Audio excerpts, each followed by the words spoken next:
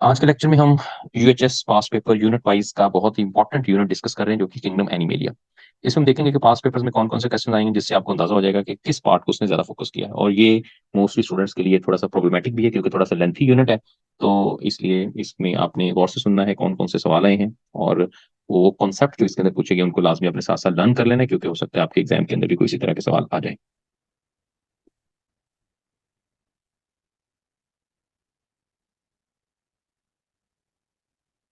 जी, पहला सवाल पढ़ रहे हैं।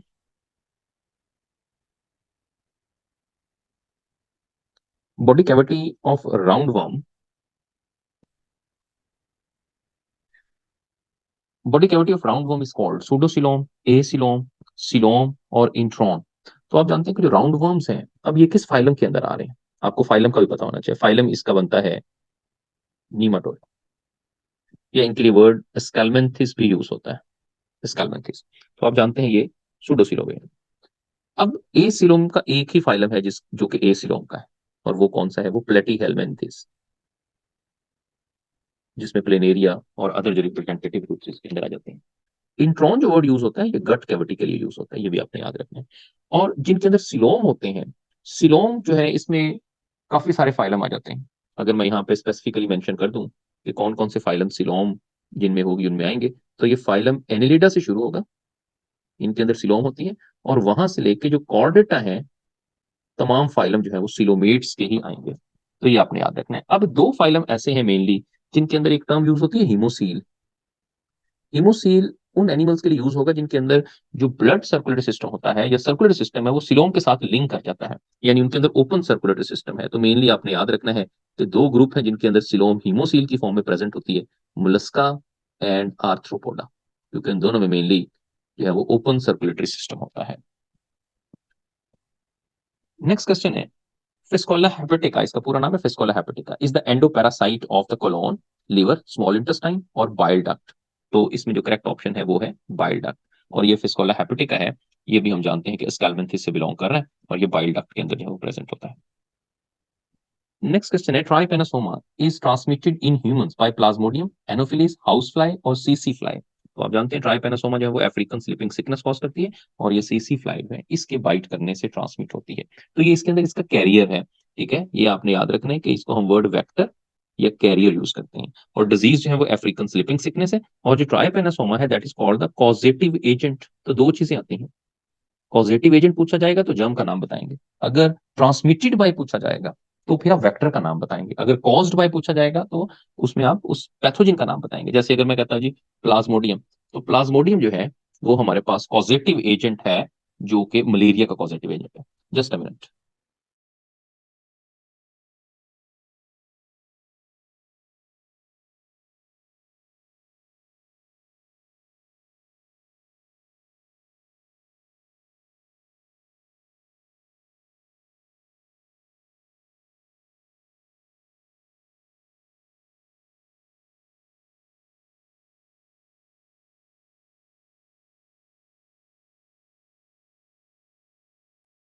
ओके, अच्छा इसमें बात कर रहा था कि प्लाज्मोडियम जो है that is the causative agent of malaria, ये एक कॉजेटिव एजेंट है। ठीक है, और जो एनोफिलिस है that is the vector of malaria. तो इसका मतलब है कि ये प्लाज्मोडियम को कैरी करेगा। तो इस तरह से सवाल आ सकता है कि वेक्टर कौन सा है और पॉजिटिव एजेंट कौन सा है। उसके बाद जो 188 है, the nervous system develop from the which of the following layer during embryonic development in the animal. Nervous system और स्किन दोनों की दोनों जो है वो एक्टोडर्म से बनेगी, आप जानते हैं।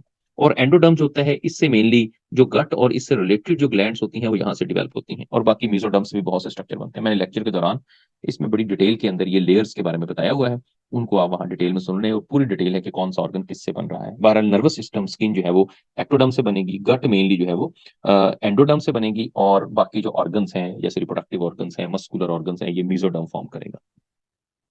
नेक्स्ट क्वेश्चन है fasciola is the name given to the tapeworm, planaria, liver fluke और अर्थवर्म। तो हम जानते हैं कि जो फिस्कोला हेपेटिका है ये लिवर फ्लूक के लिए वर्ड जो है वो यूज होता है। Charlie is correct. Question number 119, Ascaris is a diploblastic, ट्रिप्लोप्लास्टिक, haploid और एसिलोमेट। अब आपको फौरन से ये पहुंचना है कि जो एस्केरिस है ये किस फाइलम के अंदर है। एस्केरिस लुम्ब्रिकॉइड जो है ये फाइलम नीमाटोडा के अंदर। या इसको हम राउंड वर्म कहते हैं। अब राउंड वर्म की अगर हम बात करें तो ये सूडोसिलोमेट है, तो एसिलोमेट टर्म नहीं हो सकते। डिप्लॉयड एनिमल सारे डिप्लॉयड होते हैं। अब बात है डिप्लो ट्रिप्लो में से, तो आप जानते हैं कि डिप्लो का सिर्फ एक ही फाइलम है, तो इसके अंदर जो करेक्ट आएगा वो ट्रिप्लोब्लास्टिक है। तो डिप्लोब्लास्टिक कौन से एनिमल होते हैं? ये फाइलम सिलेंट्रेटा से बिलोंग करता है, या इनको हम नाइडेरियंस कहते हैं। देखिए हर फाइलम का सेकंड नेम जो है वो लाजमी याद रखना है। जैसे अगर मैं कहता हूँ पोरिफेरा है, तो पोरिफेरा स्पॉन्जीज कहते हैं। अगर मैं कहता हूँ प्लेटीहेल्मिन्थीस है, तो उसको हम फ्लैटवर्म्स कहते हैं। सिलेंट्रेटा को नाइडेरियंस कहते हैं। एस्कैलमेंथीस को नीमाटोड्स या राउंडवर्म्स कहते हैं। एनिलिडा को सेगमेंटेड वर्म्स कहते हैं। आर्थ्रोपोडा को एनिमल्स विद जॉइंटेड अपेंडेजेस कहते हैं। मोलस्का को सॉफ्ट बॉडीड एनिमल्स कहते हैं। अकाइनोडर्म्स को स्पाइनी स्किन्ड एनिमल्स कहते हैं। हेमिकॉर्डेट्स जो है उसको हम जो है वो प्री कॉर्डेट्स भी कहते हैं, एक वर्ड यूज होता है। या हाफ इन्वर्टिब्रेट और हाफ कॉर्डेट्स उनको हम कहते हैं। तो ये इस तरह से सेकंड जो वर्ड है हर एक फाइलम का, वो आपने लाजमी लर्न करना है।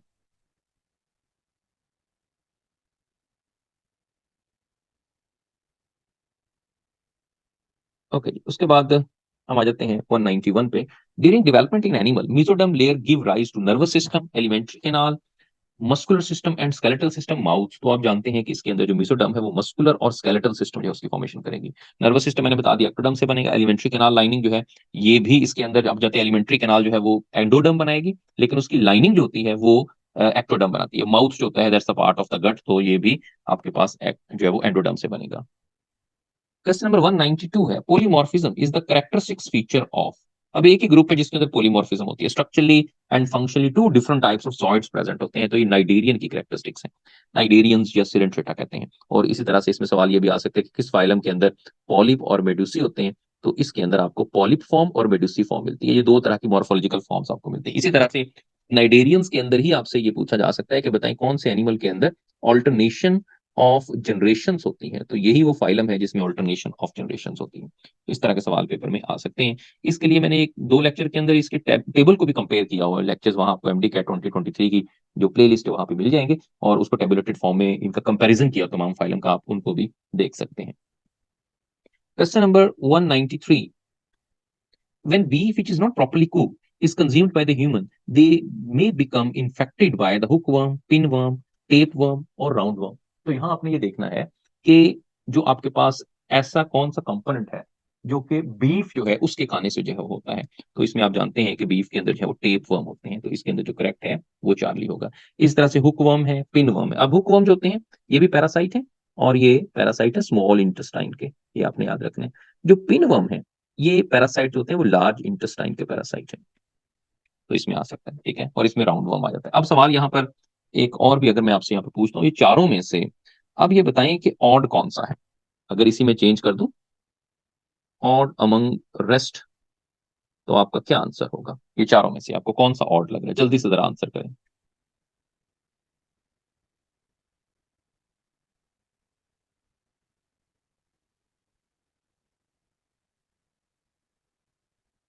अदील कह रहे हैं टेप वर्म ऑड है।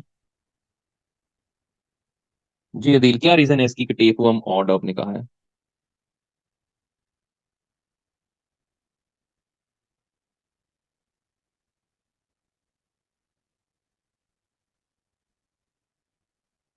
ओके जी, ठीक है। इसमें जो टेप वर्म होता है ये बिलोंग करता है फाइलम प्लेटीहेल्मिन्थेस से, लेकिन बाकी सारे के सारे यानी कि राउंड वर्म, पिन वर्म और हुक वर्म, वो तीनों के तीनों जो है वो बिलोंग करें स्कैलमेंथिड से, नीमाटोड से। तो ये भी आपने याद रखना है, क्योंकि वर्म तो देखिए सबके साथ ही लगा हुआ है, लेकिन टेप वर्म जो है इसमें डिफरेंट है। टेप वर्म के अंदर एक कैरेक्टर याद रखनी है कि इसकी बॉडी में छोटे छोटे सेगमेंट्स होते हैं, इनको हम प्रोग्लॉटिड्स कहते हैं, प्रोग्लॉटिड्स। और ये ह्यूमंस के अंदर आके डिजीज कॉज करते हैं, और ये भी इंटेस्टाइनल डिजीज जो है वो कॉज करते हैं। Question number 194, sleeping sickness in human is caused by. अब देखिए ये क्वेश्चन कॉज्ड बाय आ गया है, तो अब हमने इसमें लगाना है इसका causative agent. This is the trypanosoma. अच्छा, इसमें एक है एडीज इजिप्टाए, ये याद रखना है। ये जो डेंगू वायरस होता है उसमें ये एडीज इजिप्टाए जो होता है ये एक वेक्टर है, vector for the dengue virus. और वैसे तो वायरस का नाम जो डेंगू कॉज करता है उसको फ्लेवी वायरस कहते हैं, क्योंकि आजकल काफी ज्यादा डेंगू जो है वो फैल रहा है, तो आपको पता होना चाहिए। ये मच्छर ही है एडिस जिप्टाई, जैसे एनोफिलीज मलेरिया कॉज करता है, ये डेंगू कॉज करता है। Question number 195, Schistosoma is a parasite that live in the dash of the host, liver, blood, intestine और किडनी। तो जो शिस्टोसोमा है ये ब्लड फ्लूक उसको कहते हैं, तो ये ब्लड के अंदर रहता है, इसका एक नाम जो है वो ब्लड फ्लूक भी है, ये आपने याद रखना है। 196 है the cavity between the body wall and the alimentary canal is the pseudocoelom, acoelom, coelom और गैस्ट्रोवेस्कुलर कैविटी। अब जो दोनों के दरमियान में कैविटी होती है between the body wall and the alimentary canal, this cavity is called the coelom. इसको हम सिलोम कहते हैं, ठीक है। अब जैसा कि मैं एक एनिमल को अगर बताऊं, थोड़ा सा आप यहाँ पे देख ले कौन कौन सी कैविटी सिलोम होती है। देखें, मैं एक एनिमल बना रहा हूँ, ये इसके अंदर ये मैं बाहर की बॉडी वॉल बना रहा हूँ, लाइक इसको मैं कहता हूँ this is the body wall. अब इसके साथ ही मैं इसके अंदर डाइजेस्टिव सिस्टम इसका बनाता हूँ, ये ट्यूब लाइक डाइजेस्टिव सिस्टम है, like this is the mouth, ये इसमें माउथ है और ये इसके अंदर एनस है। अब मैं यहाँ पे तीन तरह की कैविटीज मेंशन करता हूँ, लाइक ये भी एक खाली जगह है, ये भी एक खाली जगह है और ये भी एक खाली जगह, तीन जगह है। और इनमें से अब बॉडी कैविटी कौन सी होगी और गट कैविटी कौन सी होगी। तो देखिए, याद रखना है कि इसके अंदर जो 1 और 3 है, ये ऐसी जगह है जो कि between the outer body wall and the wall of gut. अब ये है वॉल ऑफ गट, यानी एलिमेंट्री कैनाल की जो वॉल होती है। अब ये दोनों की दोनों जो जगह हैं, इनको हम बॉडी कैविटी कहते हैं। तो ये याद रखना है कि बॉडी कैविटी जो होती है वो आउटर बॉडी वॉल यानी स्किन या बॉडी वॉल और गट की वॉल के दरमियान होती है। अब ये जो 2 है, ये है गट कैविटी, गट कैविटी, या इसको इंट्रॉन भी कहते हैं। ओके, इसका मतलब है कि जब हम खाना खाते हैं, अब हम अपनी बात करें, जब हम खाना खाते हैं तो खाना हमारी बॉडी कैविटी में नहीं जाता। समटाइम यहाँ स्टूडेंट कंफ्यूज होते हैं, बॉडी कैविटी के अंदर मेसोडर्मल ऑर्गन्स होते हैं। तो जब हम खाना खाते हैं वो हमारी गट कैविटी के अंदर जाने, यानी 2 के अंदर जाना है। अब 3 में क्या होगा, तो 3 के अंदर जैसे मैंने आपको बताया कि इसके अंदर डिफरेंट ऑर्गन्स है वो प्रेजेंट होंगे, जिसको हम मेसोडर्मल ऑर्गन्स कहते हैं। अब अगर कुछ एनिमल्स जैसा कि प्लेटीहेल्मिन्थस, प्लेनेरिया वगैरह को ले लें, उनके अंदर क्या होता है, ये जो जगह है ये खाली नहीं होती, ये सारी जगह फिल्ड होती है बाय द पेरेन्काइमा और मेसेनकाइमा सेल्स, जिसकी वजह से हम उसको एसिलोमेट कह देते हैं।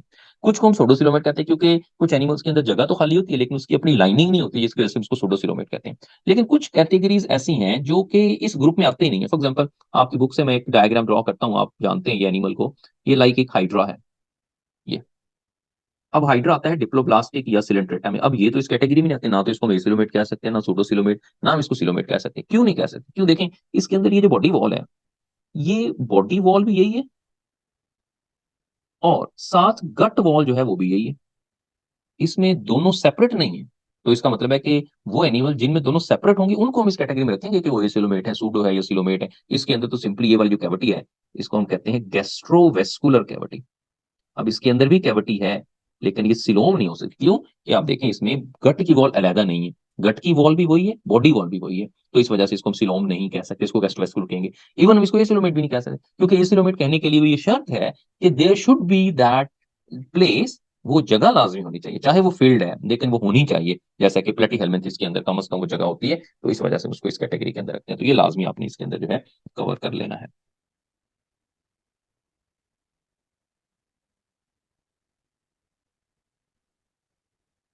उसके बाद आ जाइए 197 पे, the layer which form the lining of the digestive tracts and glands of the digestive system. अच्छा जी, उसको थोड़ा सा करेक्ट कर लें, पिछले मैंने तो मैं आई थिंक लाइनिंग को एक्टोडर्म कह दिया था। तो जो lining of the digestive tract और डाइजेस्टिव ग्लैंड्स होती हैं, दोनों की दोनों एंडोडर्म से ही बनती हैं। इसके अंदर एंडोडर्म है वो करेक्ट है, यानी गट लाइनिंग या गट ओवरऑल वर्ड यूज हो जाए तो एंडोडर्म ही बनाएगा। वो आउटर एपिडर्मस की जब हम बात करते हैं तो वो एक्टोडर्म जो है वो डेवलप करेगी। तो इसमें आपके पास एंडोडर्म जो है ये करेक्ट है। मेसोडर्म का भी आपको पता है, एक्टोडर्म का भी आपको पता है। एक वर्ड है मिजोग्लिया, ये मिजोग्लिया जो है that is a jelly like material, ये एक जेली लाइक मटेरियल होता है और between ectoderm endoderm diploblastic animals के अंदर प्रेजेंट होता है। उसके बाद 198 है एस्कैरिस, इसका पूरा नाम है ascaris lumbricoid. Each one which one of the following is the ectoparasite, respiratory tract parasite, intestinal parasite or urinogenital tract parasite? So the correct option is the intestinal parasite. 199 में अगेन वही question आ गया, polymorphism is a feature exhibited by the member of the coelenterates. Coelenterata के अंदर आता है और इसमें कुछ मेंबर्स जिनके अंदर पोलीमॉर्फिज्म बहुत ज्यादा प्रोमिनेंटली शो होती है सिलेंट्रेटा के अंदर, अगर वो आ जाए तो आपने बताना है ओबिलिया, ओबिलिया कॉलोनी। इसी तरह से फाइसीलिया, इसके अंदर भी पोलीमॉर्फिज्म होती है। नेक्स्ट क्वेश्चन है, विच one of the following is the primary host of the liver flu. Liver fluke का जो प्राइमरी होस्ट है, क्या वो मैन है, क्या वो शीप है, या स्नेल है, या डॉग है। प्राइमरी होस्ट, या एक वर्ड इसके लिए यूज होता है डेफिनेटिव होस्ट, डेफिनेटिव होस्ट, ठीक है।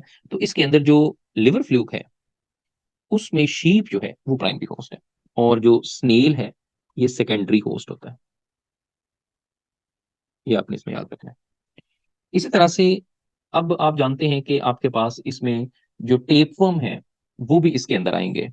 तो टेपवर्म का भी समटाइम क्वेश्चन आ जाता है क्योंकि ये भी बहुत कॉमन है।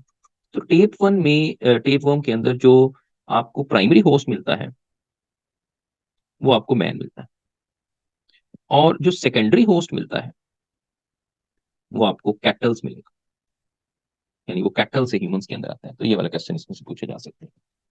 Question number 201, which of the following is a free living carnivorous flatworm?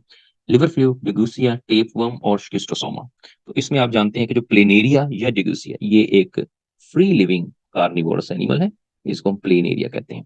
और जो फ्री लिविंग होते हैं वो साथ मोटाइल भी होते हैं, तो ये मोटाइल भी है। लेकिन जो पैरासाइट होते हैं आप जानते हैं कि उसमें मूवमेंट रिस्ट्रिक्टेड होती है। फ्री लिविंग जो है उनके अंदर हम जानते हैं डाइजेस्टिव सिस्टम जो है वो बहुत ज्यादा डेवलप्ड है, लेकिन जो पैरासाइट होते हैं उसके अंदर डाइजेस्टिव सिस्टम डेवलप नहीं होता। तो ये मोटाइल कैसे होते हैं, इनमें याद रखना है, इनमें अंडर साइड सीलिया होते हैं जिसकी मदद से ये मूव करते हैं।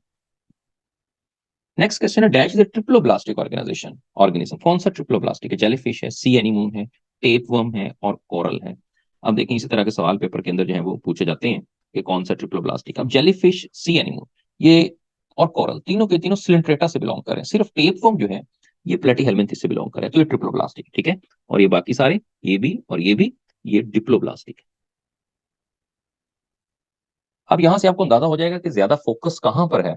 ज्यादा फोकस उसका पैरासाइट्स पे है, क्योंकि देखें डिजीजेस के बारे में आपको पता होना चाहिए, इंपॉर्टेंस जो एनिमल की वहां पे। दूसरा जो फोकस उसका वो टर्म्स पे है, डिप्लोब्लास्टिक, ट्रिप्लोब्लास्टिक, सिलोमेट, ए सिलोमेट, लाजमी एक क्वेश्चन तो टर्म में से आना है, एक क्वेश्चन आपको एग्जांपल्स में से पूछा जा सकता है, और एक जो क्वेश्चन है वो क्वेश्चन है वो आपको पूछा जाएगा उनकी पैरासिटिक डेप्थ और थोड़े से फाइलम है जिसके अंदर पैरासाइट है। जैसे टेपवर्म को आपने याद रखना है, फिर आपने याद रखना है स्कैलमेंथ जिसके अंदर वो पैरासाइट है, उसके बाद फिर आ जाना है आपने उधर आर्थ्रोपोड्स के अंदर, उसके अंदर इंसेक्ट्स वगैरह हैं जो कि डिजीज कॉज करते हैं। तो ये इसमें से भी सवाल लाजमी आना है, तो इस टिपिकल जो पार्ट है इसको फोकस लाजमी करना है, और ये मकसद ही है पास पेपर्स करने का कि थोड़ा सा आपको अंदाजा हो जाए कि जी पेपर को चूज करते हुए, क्वेश्चंस को पिक करते हुए कौन से पार्ट को ज्यादा जो है वो प्रेफर करते हैं।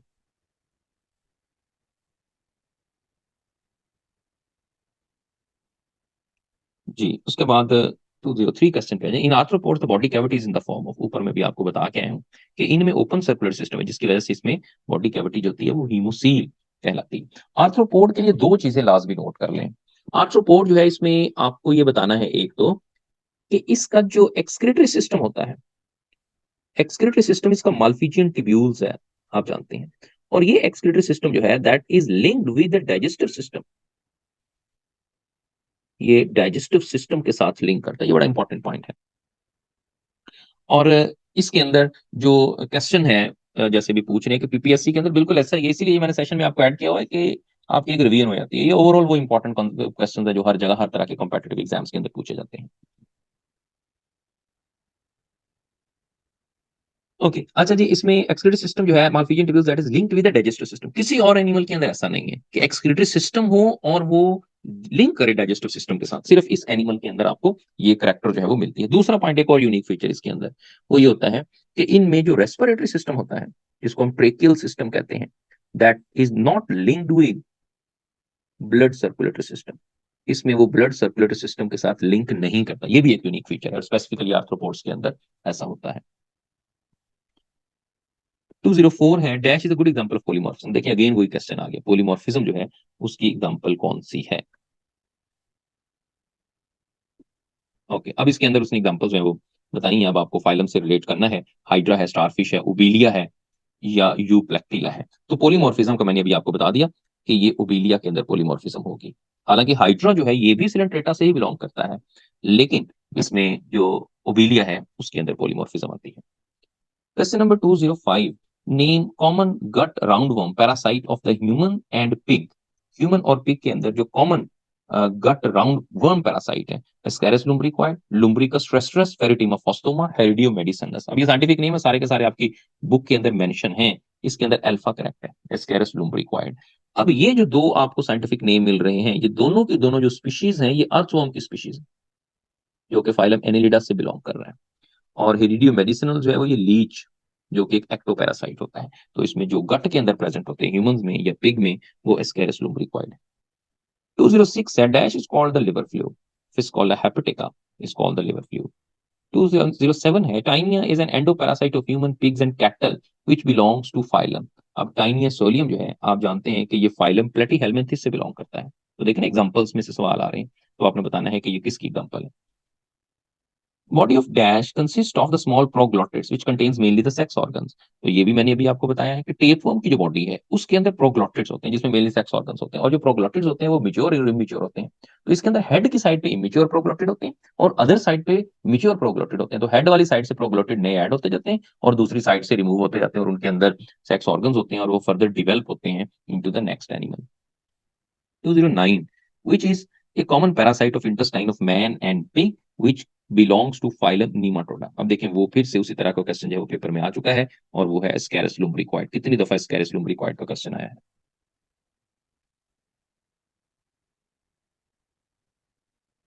नेक्स्ट पे आ जाए, in radial symmetry all body parts are arranged around the central axis. Radial symmetry represent the dash mode of life, sessile, streamline, active और पैरासिटिक। तो कौन सा मोड ऑफ लाइफ जो है इसके अंदर होता है? रेडियल सिमेट्री का एनिमल बहुत सिंपल होते हैं, उसके अंदर ससाइल मोड ऑफ लाइफ होता है, याद रखना है, क्योंकि ये अब रेडियल सिमेट्री जो है वो आपको किस फाइलम के अंदर मिलती है? आप जानते हैं कि ये सिलेंट्रेटा के अंदर मिलती है, ये जिसको हम नाइडेरियन कहते हैं। तो इसके अंदर ज्यादातर जो है वो नॉन मोटाइल या ससाइल एनिमल होते हैं, ये याद रखना है।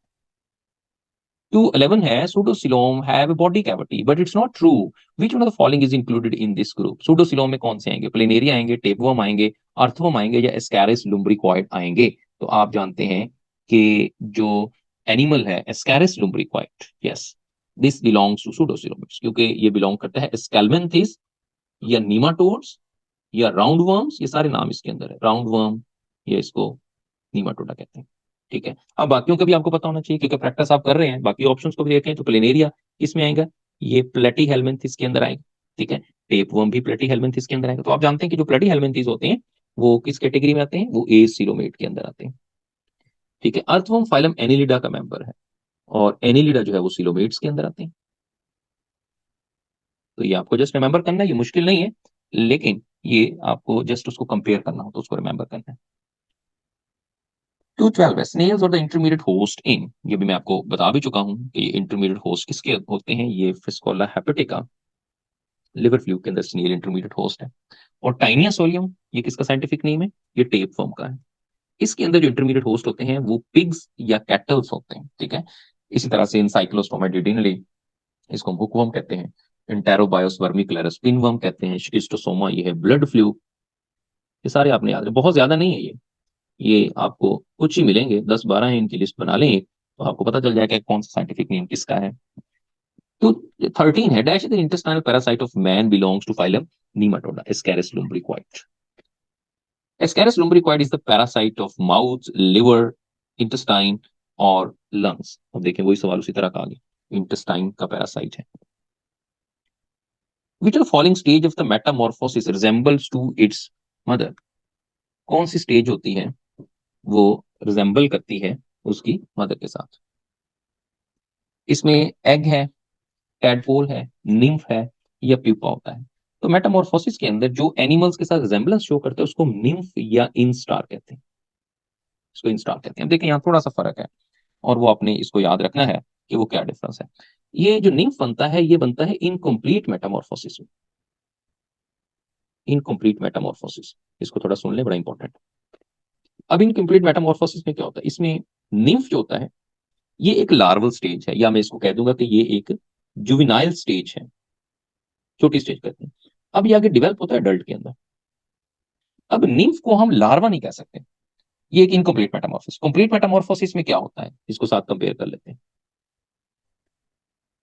कंप्लीट मेटामॉर्फोसिस में होता है सबसे पहले बनता है लार्वा, फिर बनता है प्यूपा, और फिर बनता है अडल्ट। तीन बनते हैं। देखिए लार्वल स्टेज, वर्ड लार्वा उसको यूज करते हैं जो कि मॉर्फोलॉजिकली डिफरेंट हो अडल्ट से, लेकिन जो निम्फ होता है ये मॉर्फोलॉजिकली सिमिलर होता है, अडल्ट की तरह का होता है, morphologically similar to adult. That's why we cannot use the word larva for this animal, stage, क्योंकि ये मॉर्फोलॉजिकली सिमिलर सिर्फ ये होता है कि इसके अंदर विंग्स और रिप्रोडक्टिव ऑर्गन नहीं होते, बाकी बिल्कुल अडल्ट की तरह का होता है, इस वजह से हम इसको निम्फ कहते हैं। तो इसमें इनकम्प्लीट मेटामॉर्फोसिस होती है। अब जैसे देखें एक कैटरपिलर है, वो एक वर्म की तरह का होता है, सुंडी की तरह का है, ये ऐसे, ठीक है, ये लार्वा है। उसके बाद वो प्यूपा बनता है, तो प्यूपा में उसकी शेप जो है वो थोड़ी सी डिफरेंट रहती है, लाइक दिस, ये। और जब वो अडल्ट बनता है तो वो एक लाइक बटरफ्लाई बन गया, ये अडल्ट। अब देखिए ये है कंप्लीट मेटामॉर्फोसिस, कैसे कि जैसे अगली स्टेज बन रही है वो मॉर्फोलॉजिकली डिफरेंट होता जा रहा है। तो इसको कंप्लीट मेटामॉर्फोसिस कहेंगे। लेकिन अगर लार्वा अडल्ट की तरह का हो तो उसको कंप्लीट मेटामॉर्फोसिस नहीं कहते, जैसा कि इस केस के अंदर इसको नीम्फ कहते हैं। आई होप कि आपको इसमें दोनों में क्लियर हो चुका होगा डिफरेंस। ओके जी, ये तो थे 2017 तक जितने भी पास पेपर्स में एमसीक्यू आ चुके हैं। अब मैं एक नई फाइल जो है, एक और हमारे पास फाइल है 2020 और 22 के, उनको हम डिस्कस करते हैं। ये क्लास को मैं बंद कर रहा हूँ क्योंकि इसका टाइम खत्म होने वाला है। दोबारा से आप उसी लिंक से ज्वाइन करें तो हम नेक्स्ट फाइल डिस्कस करते हैं।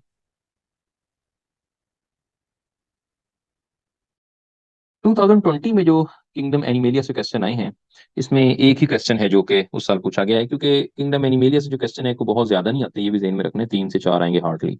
लेकिन साफ जरा है, उसको हमें प्रिपेयर्ड सारे का सारा करना पड़ेगा।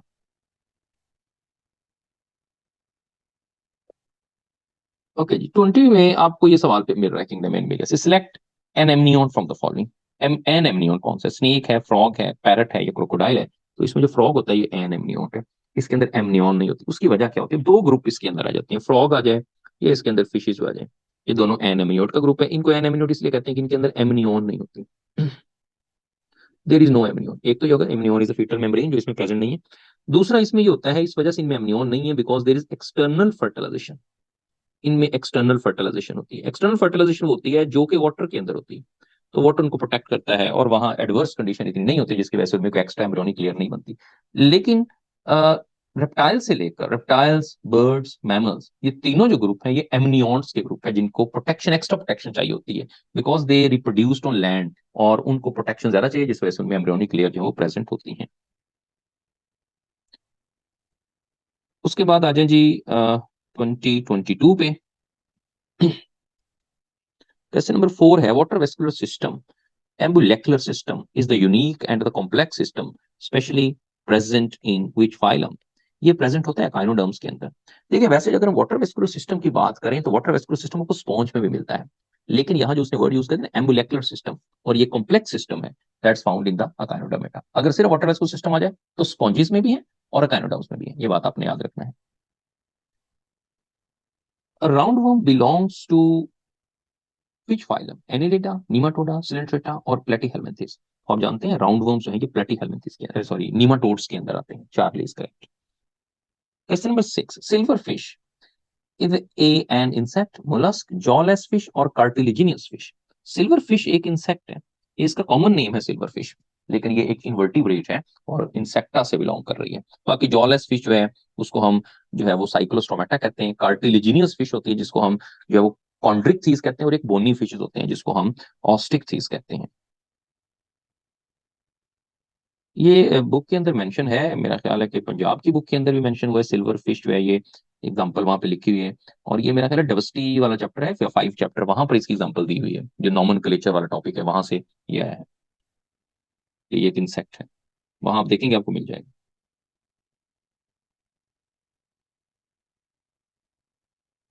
ओके जी, नेक्स्ट है, टिश्यूज और not found in which phylum, flatworm, sponges, cnidarian और राउंड वर्म? तो आप जानते हैं स्पॉन्जेस जो है इनके अंदर टिश्यूज प्रेजेंट नहीं होते। इनके लिए वर्ड यूज करते हैं पैराजोन्स, पैराजोआ। और मैंने आपको बताया था कि ये सवाल भी आ सकता है। These are the simplest animals that evolved from the protozoans or the choanoflagellates। सबसे सिंपल है, इनमें ना कोई सिमेट्री है ना कोई टिश्यू ऑर्गेनाइजेशन है, तो ये इसमें स्पॉन्जीज आएगा। ओके जी, तो ये जितने भी क्वेश्चंस हमने यहाँ पे डिस्कस किए हैं ये किंगडम एनिमेलिया में से पास पेपर्स के अंदर जो क्वेश्चन आए हैं, इनको आपने अच्छी तरह से लर्न करना है और होपफुली इनमें से लाजमी सवाल रिपीट होना है। एग्जैक्ट स्टेटमेंट ना सही, लेकिन कॉन्सेप्ट इसी तरह का ना। अगर आप इनको सिर्फ अच्छे से कर लें तो आई होप कि आपके 2 सवाल तक इवन इसमें से क्लियर हो सकते हैं। टोटल 3 से 4 आने हैं, तो इसलिए लाजमी इनको एक दफा से आपने अच्छे से रिवाइज कर लेना है। अब कोई किसी के माइंड में कोई क्वेश्चन है, कोई कंफ्यूजन है, तो आप पूछ सकते हैं।